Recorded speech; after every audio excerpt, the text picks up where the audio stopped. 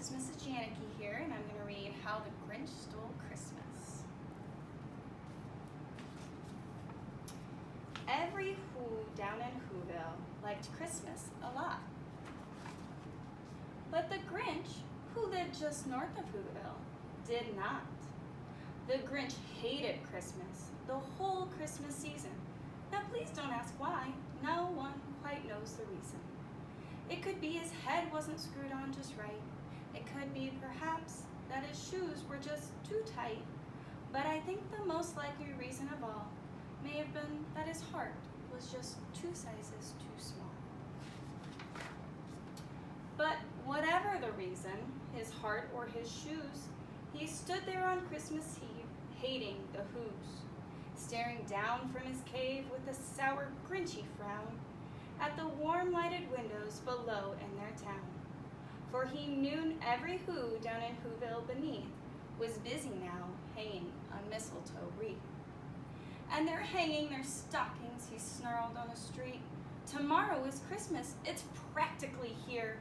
Then he growled with his Grinch fingers, nervously drumming, I must find some way to stop Christmas from coming.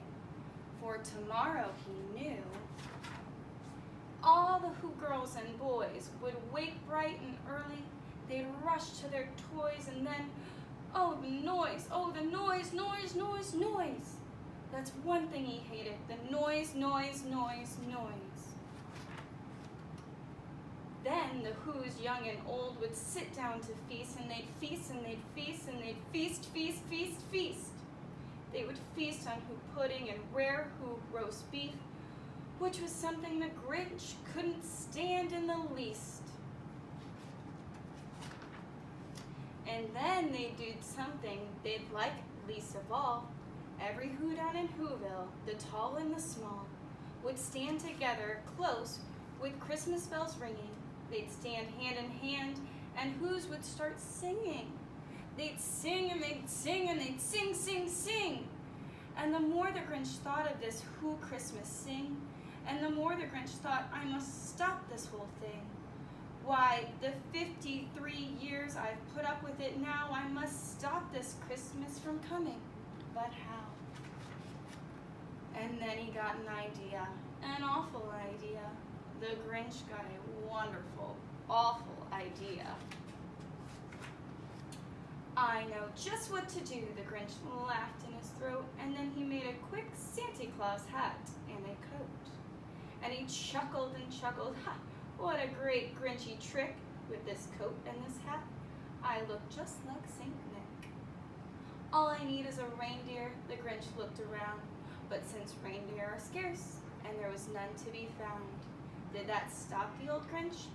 No, the Grinch simply said, if I can't find a reindeer, I'll make one instead. So he called his dog Max, then he took some red thread, and he tied a big horn on the top of his head. Then he loaded some bags and some old empty sacks, and on a ramshackle sleigh, and he hitched up old Max. Then the Grinch said, giddy up, and the sleigh started down toward the homes where the Whos lay a snooze in their town. All their windows were dark, quiet snow filled the air, and all the Whos were all dreaming sweet dreams without care. When he came to the first little house on the square, this is stop number 1, the old Grinch Claus hissed, and he climbed to the roof, empty bags and fist. Then he slid down the chimney, a rather right pinch, but if Santa could do it, then so could the Grinch. He got stuck only once for a moment or two, then he stuck his head out of the fireplace flue. Where the little Who stockings all hung in a row, these stockings, he grinned, are the first to go. Then he slithered and slunk, with a smile most unpleasant, around the whole room, and he took every present. Pop guns and bicycles, roller skates, drums, checkerboards, tricycles, popcorns, and plums. And he stuffed them in his bag. Then the Grinch very nimbly stuffed all the bags one by one up the chimney. Then he slunk to the icebox. He took the who feast, he took the who pudding, and he took the roast beast. He cleaned out the icebox as quick as a flash. Why, the Grinch even took the last of the who hash. And then he stuffed all the food up the chimney with glee. And now, grinned the Grinch, I'll stuff the tree. And the Grinch grabbed the tree and he started to shove when he heard a small sound like a coo of a dove. He turned around fast and he saw a small who, little Cindy Lou who was no more than 2. The Grinch had been caught by this tiny who daughter who had got out of bed for a cup of cold water.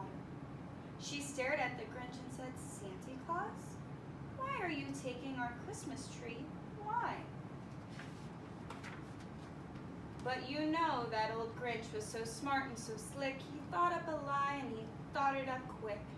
Why, my sleek little tot, the fake Santa Claus lied, there's a light in this tree that won't light on my side. So I'm taking it home to work on my workshop, my dear, and I'll fix it up there, I'll bring it back here. And his fib fooled the child. He patted her head and he got her a drink and he sent her to bed. And when Cindy Lou Who went to bed with her cup, he went up the chimney and stuffed the tree up. The last thing he took was a log from their fire. Then he went up the chimney himself, the old liar. On their walls he left nothing but hooks and some wire. And one speck of food that he left in the house was a crumb that was even too small for a mouse. Then he did the same thing to the other who houses, leaving crumbs much too small for the other who mouses. It was 1:15 dawn, and all the who's still abed, all the who's still a snooze, when he packed up his sled, packed it up with their presents, the ribbons, the wrappings, the tags, and the tinsel, the trimming, and the trappings. 3,000 feet up the side of Mount Crumpet, he rode with his load to the tip-top to dump it. Pooh-pooh to the who's, he was grinchishly humming. They're finding out now that no Christmas is coming. They're just waking up, I know just what they'll do.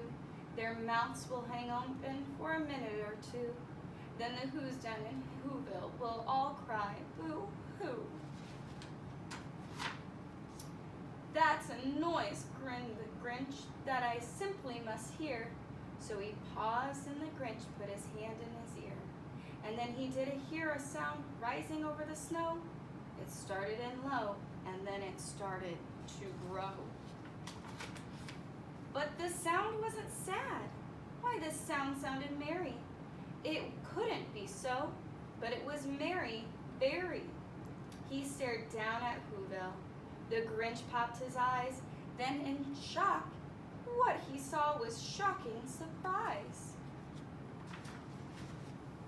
Every who down in Whoville, the tall and the small, was singing without any presents at all. He hadn't stopped Christmas from coming. It came. Somehow or other, it came just the same. And the Grinch, with his Grinch feet, ice cold in the snow, stood puzzling and puzzling. How could it be so? It came without ribbons and it came without tags. It came without packages, boxes, or bags. And he puzzled 3 hours till his puzzler was sore. Then the Grinch thought of something he hadn't before. Maybe Christmas, he thought, doesn't come from a store. Maybe Christmas, perhaps, means a little bit more. And what happened then? Well, in Whoville they say that the Grinch's small heart grew 3 sizes that day. And the minute his heart didn't feel so quite tight, he whizzed with his load through the bright morning light, and he brought back the toys and the food for the feast, and he himself, the Grinch, carved the roast beast. joining me. Good night, Gators.